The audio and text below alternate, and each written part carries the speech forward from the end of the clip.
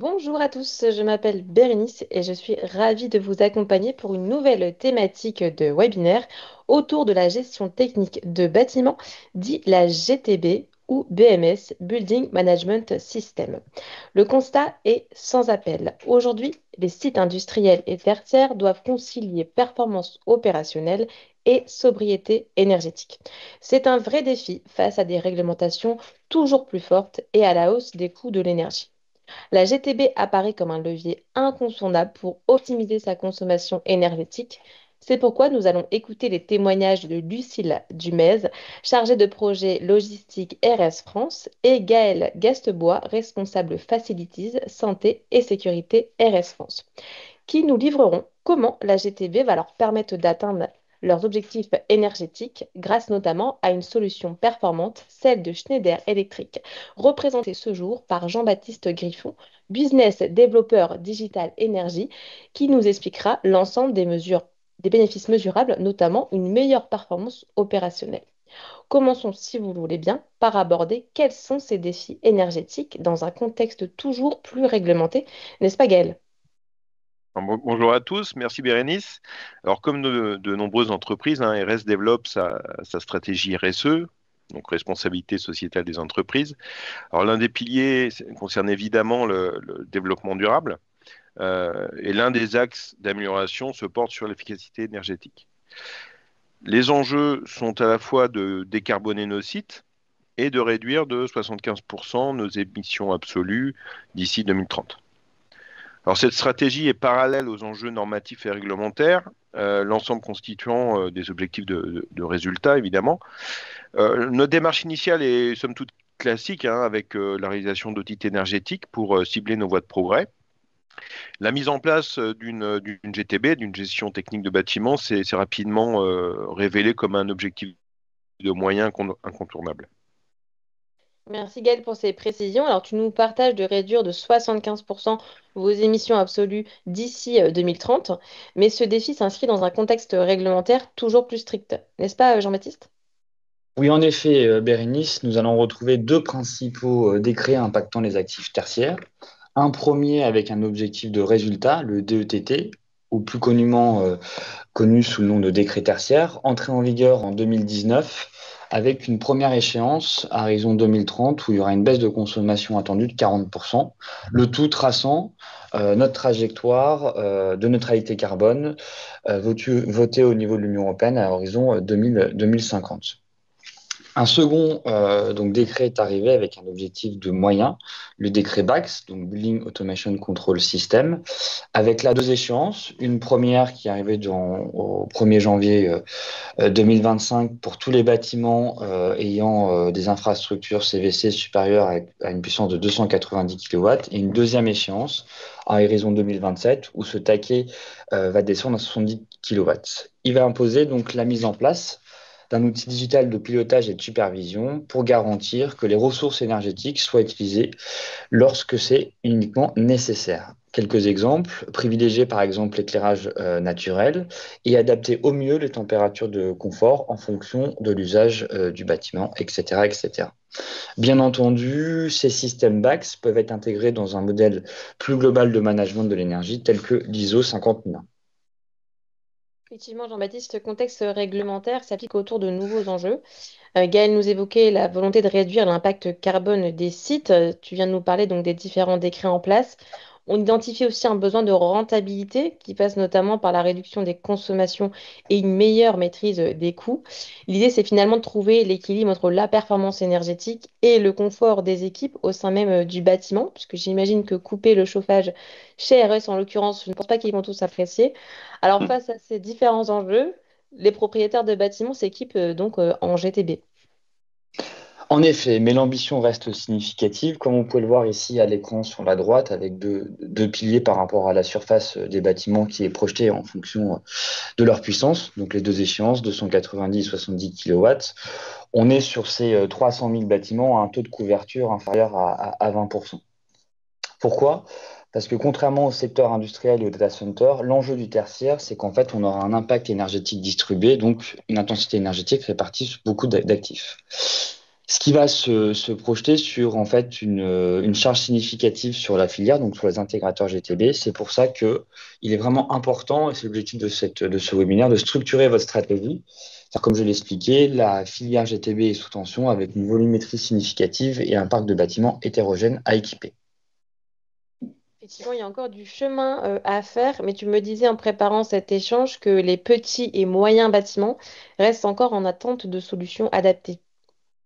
Tout à fait, mais on avance. C'est pour ça que je te propose de partager quelques exemples déployés chez nos clients, structuré en deux piliers. Le premier, en fonction de l'exigence du BAX, hein, donc un premier volet qui va être appelé supervision et monitoring énergétique, où on va avoir donc un premier cadre sur la supervision donc des équipements techniques, où on est en capacité de proposer une interface adaptée. Donc ici, on la travaille avec les équipes RS pour leur mettre un cockpit à leur disposition afin d'évaluer le bon fonctionnement de l'ensemble des équipements et s'assurer que tout fonctionne en toute sécurité. Deuxième aspect, ça va être la partie monitoring énergétique, on va revenir beaucoup dessus, pour être en capacité d'identifier les postes de surconsommation et surtout définir les actions correctives à mettre en place.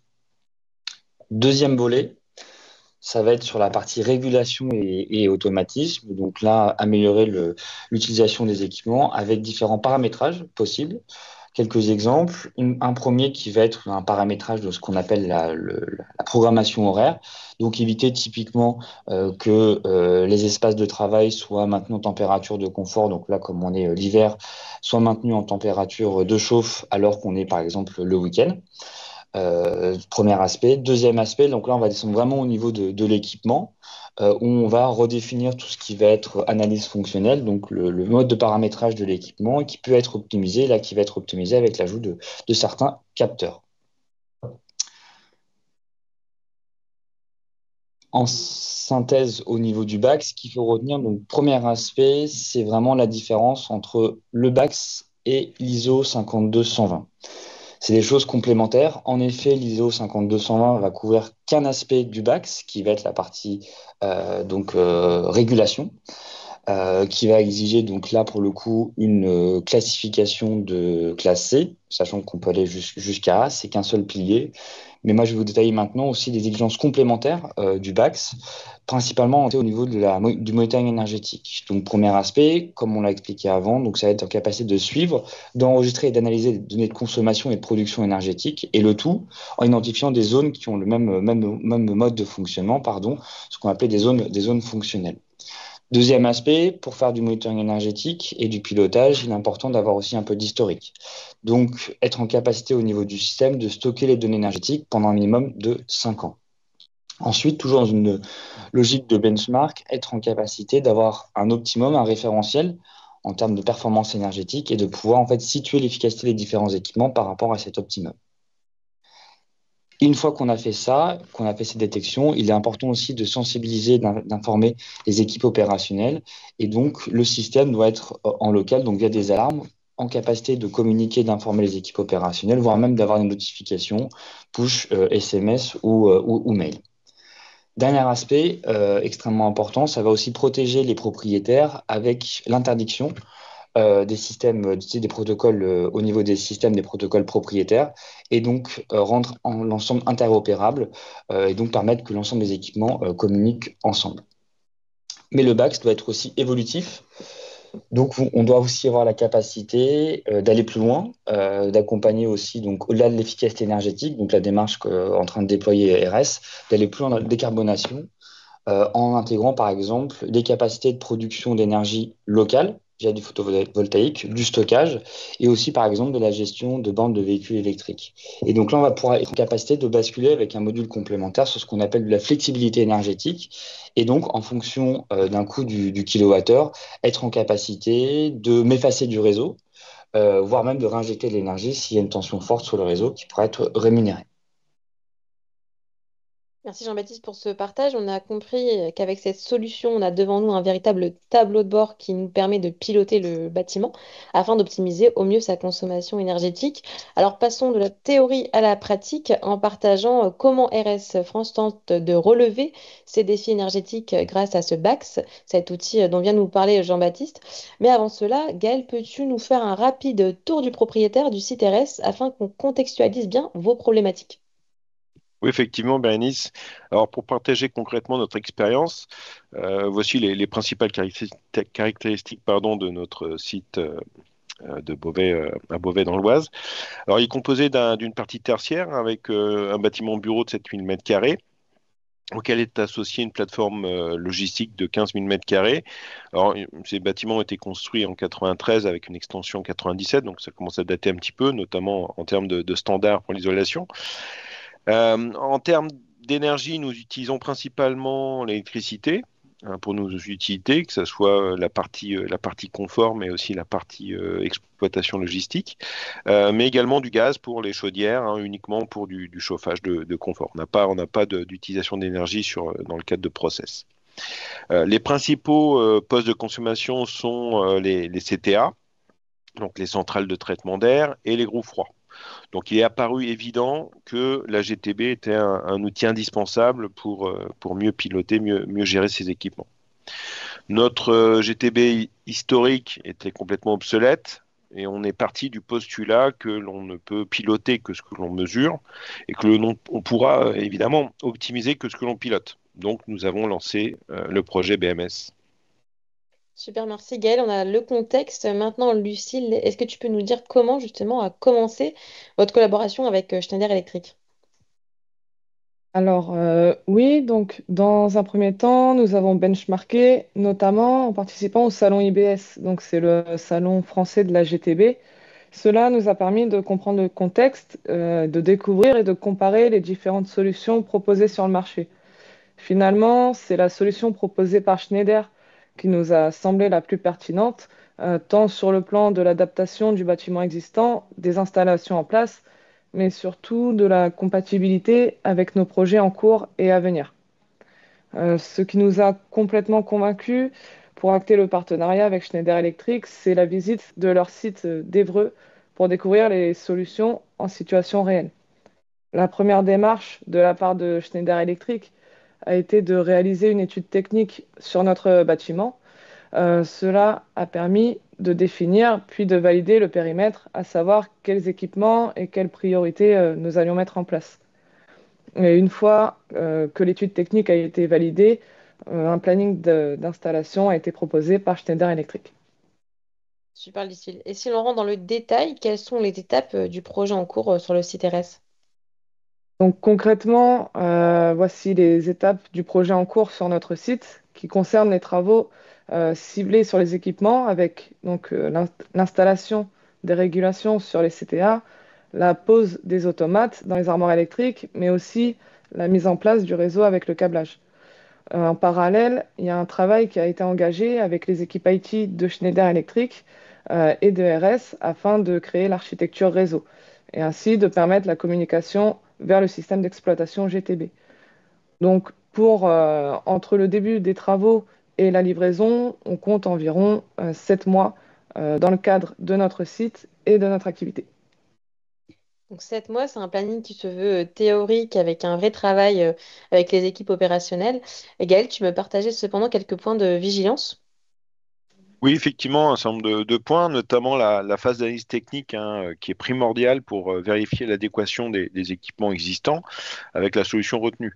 Par exemple, on a certaines centrales qui étaient déjà équipées de régulation, mais qui n'étaient pas compatibles, dont le protocole de communication n'était pas compatible avec le système. Très important, en fonction de vos organisations, et comme ça a été souligné par Lucille, d'intégrer l'informatique, d'intégrer l'IT dès le début du projet. C'est une part importante puisqu'il y a une partie réseau éventuellement à créer.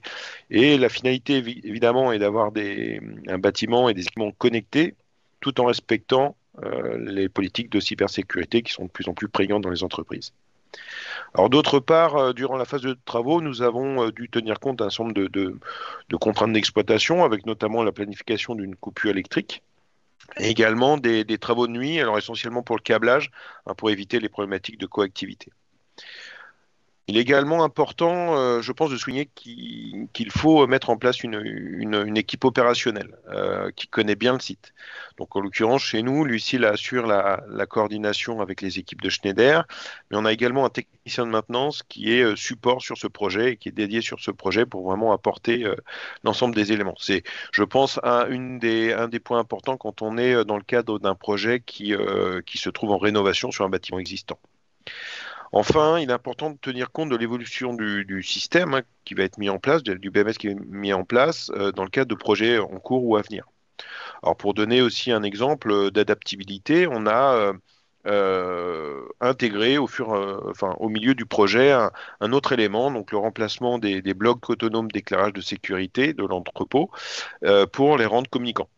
On a également profité de cette opportunité du projet pour moderniser un certain nombre d'armoires électriques qui étaient commençaient à être un peu vieillissantes. Merci Gaël pour ces précisions. Il est effectivement important d'aborder l'impact de cette installation sur l'activité en elle-même du bâtiment, ainsi que les différents projets de modernisation en cours. Merci pour vos échanges. On a bien compris du coup le contexte réglementaire toujours plus strict et ces enjeux énergétiques qui exigent une approche structurée et mesurable. On a eu donc les prémices de cette performance énergétique avec un cas concret, celui d'ERS France, grâce à Gaël et Lucille. Donc ERS France qui a une véritable démarche ambitieuse afin d'atteindre ses objectifs d'efficacité énergétique. Jean-Baptiste nous a montré que la GTB Schneider permettra à ARS d'atteindre ses objectifs RSE qui vont au-delà des exigences du cadre réglementaire.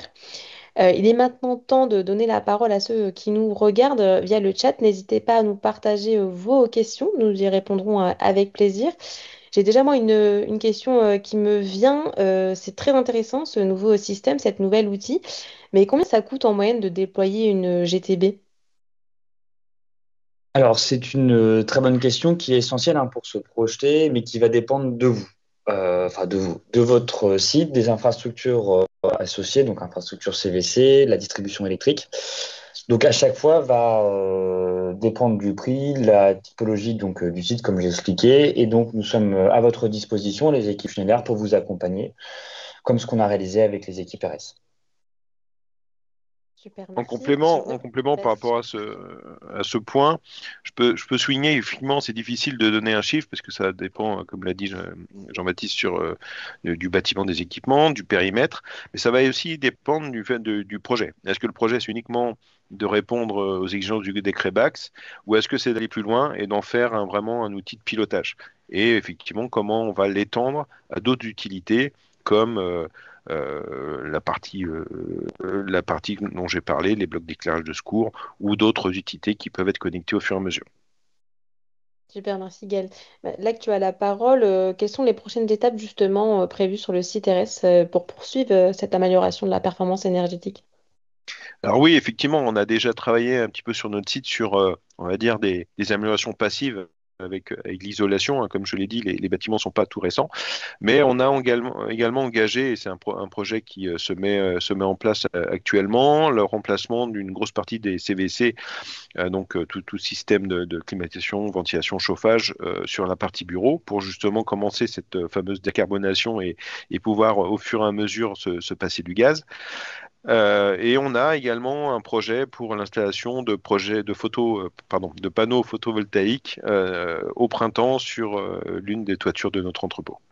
Tout ça, effectivement, sera connecté au BMS pour en assurer le pilotage.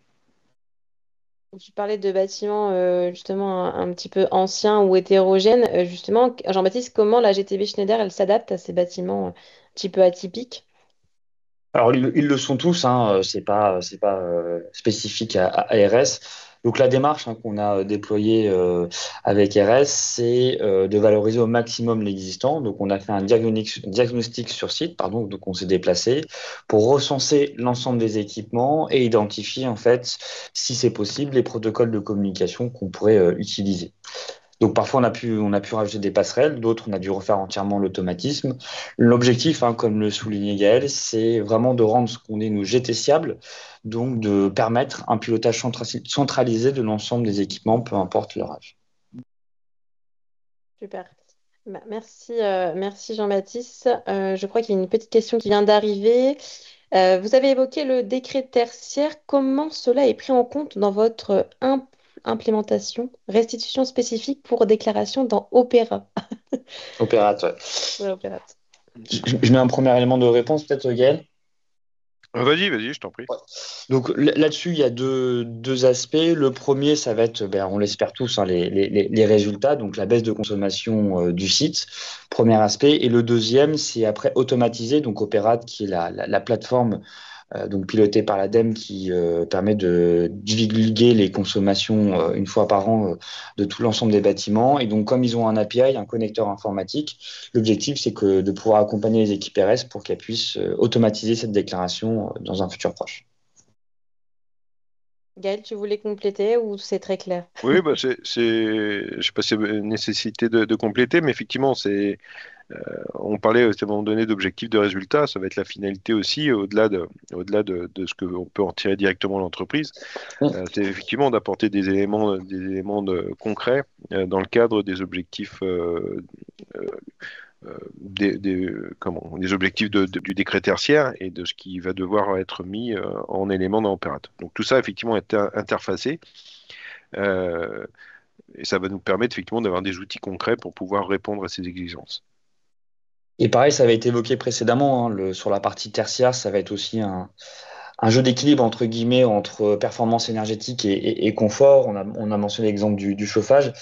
Donc l'idée aussi, c'est de permettre de mettre des outils et donc des données à la disposition des équipes RS pour, je dirais, accompagner aussi la transition vers les températures typiquement de confort qui seraient un petit peu optimisées et partager après avec l'ensemble des collaborateurs RS l'impact énergétique associé si typiquement on baisse la température de consigne d'un degré, par exemple. Super, merci les garçons. Bah, merci pour ces réponses pertinentes, hein, Jean-Baptiste, Gaël et Lucille. Si vous avez d'autres questions qui vous viennent par la suite, n'hésitez pas donc à contacter l'adresse qui s'affiche juste en dessous. On vous invite pour aller plus loin à cliquer sur un lien qui va apparaître à l'écran afin de découvrir la brochure RS dédiée justement à l'efficacité énergétique des bâtiments qui est très inspirante. Et on vous remercie pour votre écoute. On vous souhaite une très bonne journée à tous. Merci Jean-Baptiste, Gaël et Lucille. À Merci, très Véronique. bientôt et une très belle Merci. journée. Au revoir. Merci. Merci à tous. Merci.